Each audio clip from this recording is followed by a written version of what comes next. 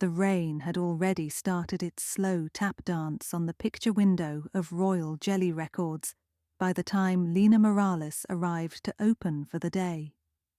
The shop smelled as it always did, cardboard sleeves, patchouli from the boutique next door, and the faint metallic tang of tube amps warming up. It was late October, the season when even the sidewalk sycamores in Williamsburg looked sleepy, and business tended to depend more on weather than on musical taste. Lena flicked on the neon treble clef in the window, locked her bike to the old radiator, and set about shelving a stray stack of recent trade-ins. Just after noon, a delivery service wheeled in 3 nondescript liquor boxes, each labelled Donation, Martin H. Abrams in black Sharpie. Lena signed for the lot. Royal Jelly's owner, a musician turned real estate agent, ran a year-round initiative. Anyone could donate unwanted vinyl, and at the monthly sidewalk sale, the proceeds went to the Brooklyn Children's Library. Lena loved the scheme. The boxes were time capsules, each record a little emotional photograph of someone else's life. She slit the first box open and grinned. Funkadelic, Charles Mingus, a still shrink-wrapped Taylor Swift re-release. The second box held mostly Broadway cast albums. The third was a chaos of obscure 1970s prog groups with covers depicting dragons, nebulae, or occasionally both. Nestled between albums by Octopus and Celestial Fog was a lone 10-inch disc in a plain white sleeve marked simply EPEX. No inner sleeve, no label art, just embossed run-out grooves and the catalogue number APX1. When business lulled around 3, Lena threaded the oddball onto the in-store Technics. She wanted a quick listen before posting any curiosities to the shop's Instagram. The opening minute was a swirling melange of Moog arpeggios and something that sounded like a choir of kettles. Nice enough, if derivative. She lifted the needle just as her co-worker Benny leaned over the counter with 2 hot coffees. "Anything good?" Benny asked, sliding 1 cup toward her. "Some experimental thing called EPEX, mostly whirring gizmos. I might loop it for Halloween." Benny shrugged. "Could be fun. I'll cue up the Ramones after you're done torturing the customers." Lena smirked and set the stylus back down. This time the track seemed to fade in reverse, as though someone had flipped polarity mid-session. Before she could adjust the pitch, the speaker spat a garbled sentence. She froze. Backwards, yet unmistakably English. "Curator Abrams will vanish at midnight." "Benny, did you hear that?" "Hear what?" "The voice. It said, 'Curator Abrams will vanish at midnight,' in reverse." He raised an eyebrow. "You've been binging too many true crime podcasts." But Lena's pulse was racing. Abrams, the name on the donation label, was Martin H. Abrams. Dr. Abrams was the well-liked curator of the Brooklyn Museum of Local Law, a small but prestigious institution tucked behind Borough Hall. Lena had interviewed him once for her side gig writing blurbs for the neighborhood newsletter. A genial, dapper man with a bow-tie collection.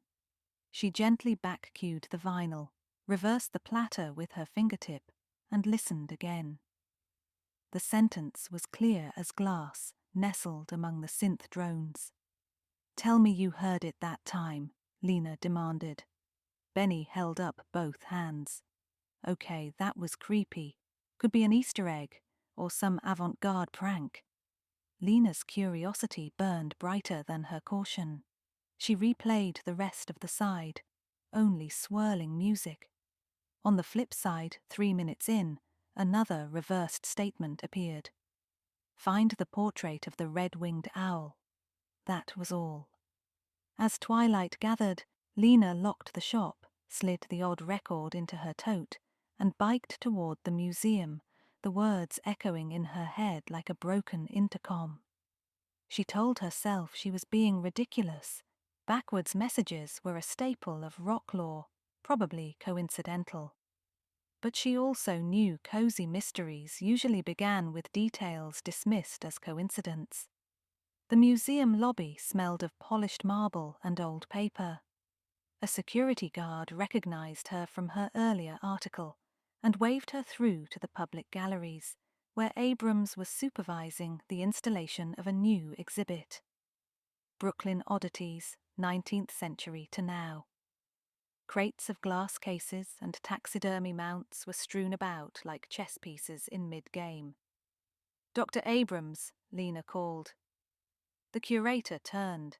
Even with rolled-up sleeves, he projected gentlemanly calm. "Ms. Morales, good to see you. Here for a sneak peek?" Lena hesitated, aware of how ludicrous she might sound. "Actually, I came across something unusual.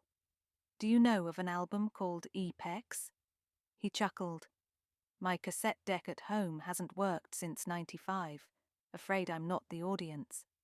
I only ask because it contained an audio message, backwards, predicting your disappearance. At midnight." Abrams stared at her, bemused, then laughed. "Utterly charming. Perhaps my staff is hazing me. Midnight, you say? That's in—" He checked his watch. 3 hours. His eyes twinkled behind his glasses. "Well, if I vanish, you'll know where to find the body, probably buried under paperwork." Despite his levity, Lena noticed the curator's assistant, Celeste Yang, stiffen at a nearby display case. Celeste was about Lena's age, whip-smart, known for her emerging scholarship on folk art. Celeste's gaze flicked to Lena's tote bag, then away. "Just be careful," Lena said, cheeks flushing. "Maybe beef up security." "We always do on installation nights," Abrams assured her. "Thank you for your concern. Now, if you'll excuse me, these dioramas won't mount themselves." Lena rode home unconvinced. She microwaved leftover arroz con pollo, but appetite failed her. At 11:15, she yanked on a rain parka and pedaled back through the drizzle, the city lights melting into the wet streets like watercolors. A single lamp glowed in the museum's second-floor window. Inside, she found the atrium dark but unlocked, the security desk vacant. A dull hum came from the freight elevator. Lena's sneakers stuck slightly to the floor as she crossed the marble. Somebody had tracked in wet paint. She followed the hum to the staff corridor. A sudden clang echoed, then silence. Midnight bells from a nearby church tolled distantly. "Dr. Abrams," she whispered. No answer. She pushed through a half-open door into the conservation lab. Tools lay scattered. A work light swung gently, casting giant shadows. An antique steamer trunk, its lid ajar, sat in the center. Inside were packing blankets, but no curator. Security arrived 5 minutes later, summoned by Celeste, who'd discovered the same scene from another corridor. Within half an hour, the NYPD stood guard. Lena gave her statement, omitting the backwards album. She wanted to sound rational. Officers searched, found no sign of forced exit, no ransom note, just 2 bright red owl feathers glued to the inside of the trunk's lid. By 3 a.m., Lena cycled home in a fog, the East River yawning dark beside her. She slept fitfully and woke before her alarm. At Royal Jelly the next morning, Benny had already brewed coffee. He slid the paper across the counter. Curator missing during museum setup. Lena felt a chill crawl between her shoulder blades. Maybe coincidence had turned into cause. She and Benny inspected the mysterious record under a magnifying lamp. The dead wax bore fresh tool marks. The pressing numbers were slightly smudged, as if sanded and restamped. That meant the vinyl wasn't an original 70s artifact. Someone had modified an old record recently. I bet whoever did this used a lathe to etch over the original runout, Benny said. His brother taught audio engineering at Pratt. Benny absorbed jargon like stray grooves. And then put the altered disc in a box of real albums to make it seem vintage, Lena mused, which leads us to the boxes Abrams allegedly donated. But if Abrams himself donated them, Benny said, why would the message predict his own disappearance? Maybe he didn't. Maybe someone used his name. We need the donation ledger. Royal Jelly's clipboard showed the records delivered by Midtown Messenger Services, commissioned by Celeste Yang. Lena's pen hovered. Celeste had accepted the boxes from a private estate sale, then asked the courier to label them with Abrams's name, claiming tax credit instructions would follow. Lena's next stop was Celeste's apartment near Fort Greene Park. Celeste answered in a Harvard sweatshirt, hair in a messy bun, eyes red from lack of sleep. She did not invite Lena in, but agreed to a coffee run. They sat on a damp bench under turning maples. You think I'm involved, Celeste said flatly. I think the record was manufactured recently, and you arranged the donation, Lena replied. I just want to know why. Celeste rubbed her temples. 2 weeks ago, Abrams and I catalogued that red-winged owl portrait, late 1800s from an upstate lodge. Hidden inside its frame was a wax cylinder, Edison era, containing frontier folk songs. Priceless. I begged him to alert the board. Instead, he stashed it. Said the museum couldn't afford a bidding war. You think he planned to sell it? I do now. I created the record to scare him into stopping. She swallowed hard. I sampled voice lines, used software to reverse them, cut them into an old prog album and pressed one copy at our university lab. I never dreamed he'd actually disappear. Lena stared. Why not just confront him? He was my mentor. I panicked, thought a spooky warning would jolt him. When I saw the trunk, I realized it backfired. So where is he? Celeste's eyes brimmed. I don't know, but I swear I found this in my locker this morning. She produced a crumpled exhibit postcard with 4 words scrawled in Sharpie. Listen to the portrait. Midnight oil smeared the ink. Lena's mind raced. Maybe he found your message and turned it against you.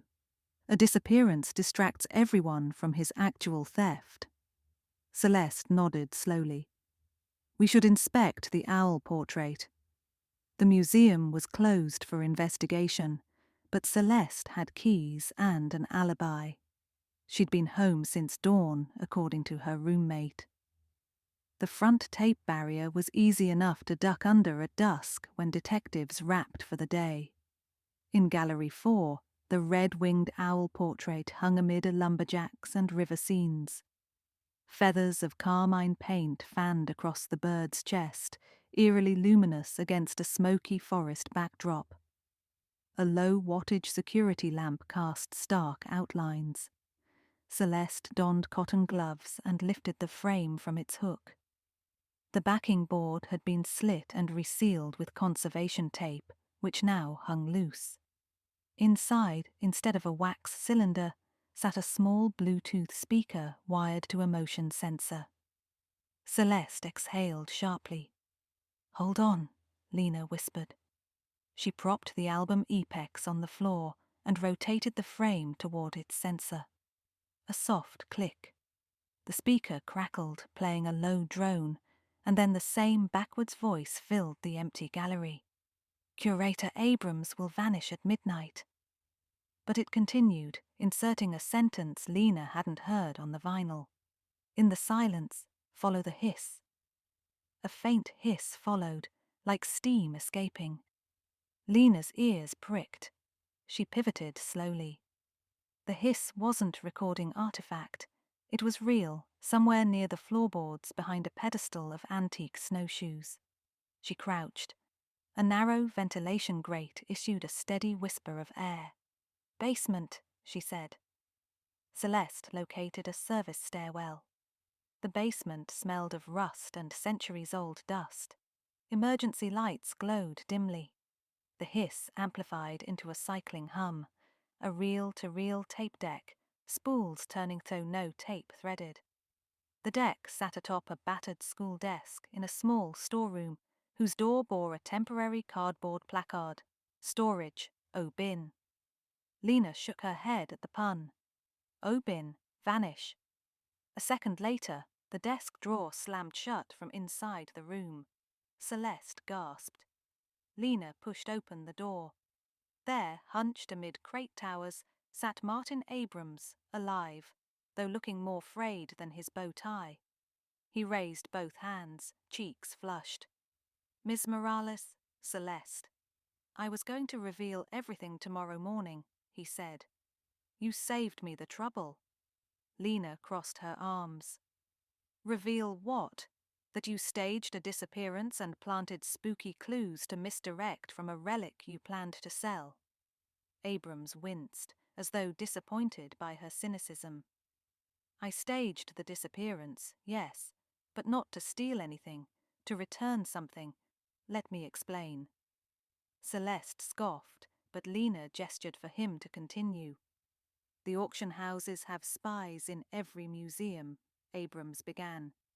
"When we found that wax cylinder, I caught wind that private collectors were already circling. The museum truly can't enter that kind of bidding war, not publicly.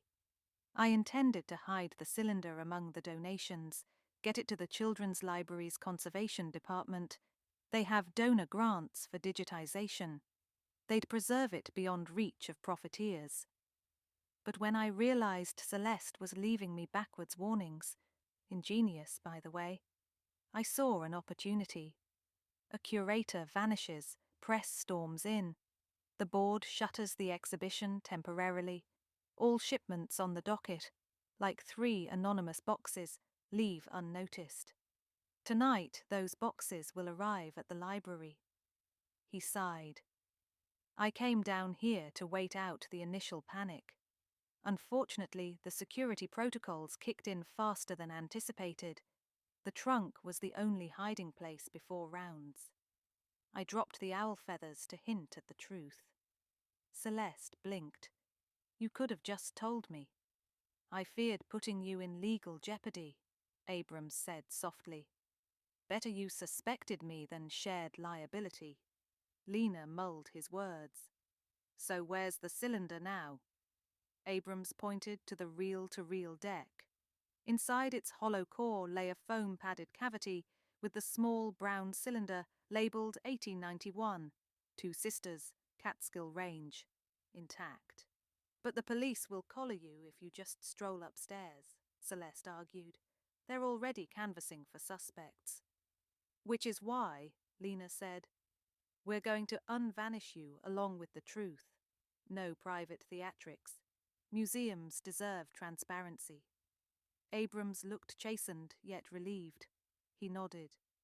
They walked him to the lobby, where Officer Padilla, the detective on detail, had returned to double-check cameras. Lena explained quickly. Abrams alive, cylinder secured, miscommunication marshalled by fear of black-market poachers. She produced the Bluetooth speaker and Epex record as evidence of the elaborate hoax, omitting Celeste's involvement in its production until she could consult counsel. By dawn, statements were filed, the cylinder logged in the museum safe with added provenance notes, and Abrams faced a stern but sympathetic board. Celeste, though reprimanded, kept her job, her creativity now officially innovative engagement. Charges were waived in exchange for full transparency about the artifact's chain of custody. Several days later, Lena reopened Royal Jelly's sidewalk sale beneath crisp, leaf-blown skies. A line of regulars awaited the crates, steaming coffee in hand. Benny lugged out a cardboard sign, "All proceeds to Brooklyn Children's Library Audio Archive." Celeste arrived with pastries and thanks, her arm slung through a tote bearing the owl portrait reprint.